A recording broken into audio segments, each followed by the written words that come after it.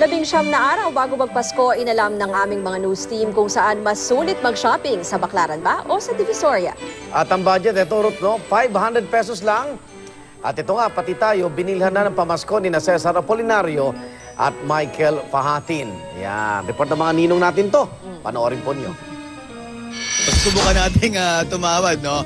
Magagamitin natin yung pagngiti-ngiti at ang ating pagiging kapuso para makatawad tayo. Baka sana pagbigyan natin mga kapuso rito sa Baclaran. Medyo magaling kasi tumawad yung mga babae. Kaming mga katulad ni Michael na parehong ama ng tahanan, medyo mahirap.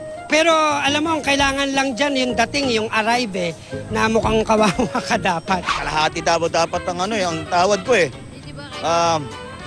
Magkano tatlo? 100. Apat, 100. 75. Pwede po kuya. Ito naman, oh. Kapuso naman ako. Please naman, oh. Hindi pwede. Nagmamakahawa ako sa'yo. Pwede yung mag-discount. Ayun pala, may discount. Bibili na ako. Isa lang po. Magkano yung tsinelas mo? Yung mga ganito? 50 po. 50? Sige na, please. Makahawa ka na sa akin, oh. First time ko lang, eh. Woohoo! Hindi kaya sa 20. Ay, hindi.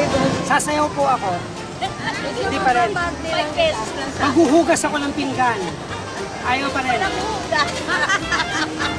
Papatawarin mo ba ako? Oo naman sir, may kasalanan po ba kayo? Wala akong kasalanan. Ang bait-bait ko nga ngayon, eh. 45, no? 45 ba? Sige na nga, kuya. Yes. Unbelievably, it's 500 pesos. Normally, 500 sa mall, 3 minutes lang at 1 item lang. Pero dito, 18 items. Super happy.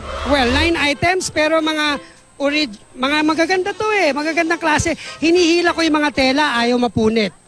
Yun lang talaga yung panglaban ko.